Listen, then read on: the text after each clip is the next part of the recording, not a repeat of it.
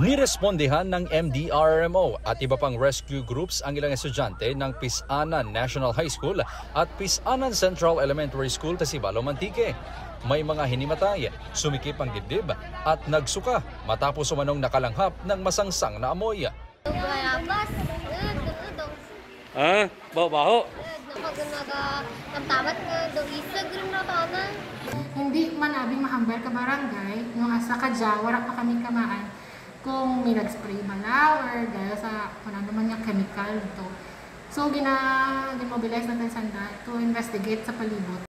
Aminado ang punong barangay ng Pisanan na may ilang residenteng nakalanghap rin ng parehong amoy sa lugar. Ngunit hindi naman raw sila nagsagawa ng fogging o spraying kontra dengue. Ginapamanaan kamo, kag nag-spray kita first week guro to kadyon. Sa mahigit 100 na sumama ang pakiramdam, mahigit 80 ang dinala sa ospital sa bayan ng Sibalom habang ang iba ay inirefer sa ospital sa bayan ng San Jose. Agad na sinuspende ang klase sa dalawang mga eskwelahan. Pinauwi rin ang mga estudyante na hindi apektado. Nagtatag na ng Special Investigation Team ang SDO Antique upang matukoy kung saan posible nang galing ang nalanghap na amoy. Similar sa rotten na guava fruit. Then sa mga gipamangkot man nang sa vicinity at sa school, na daw pesticide na namang mga expired nga nagsungaw.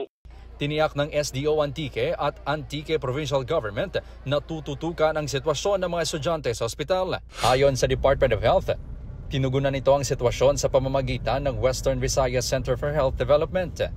Agad din silang magbibigay ng impormasyon pagkatapos asikasuhin ang kalusugan at kaligtasan ng mga estudyante, guro at kawani.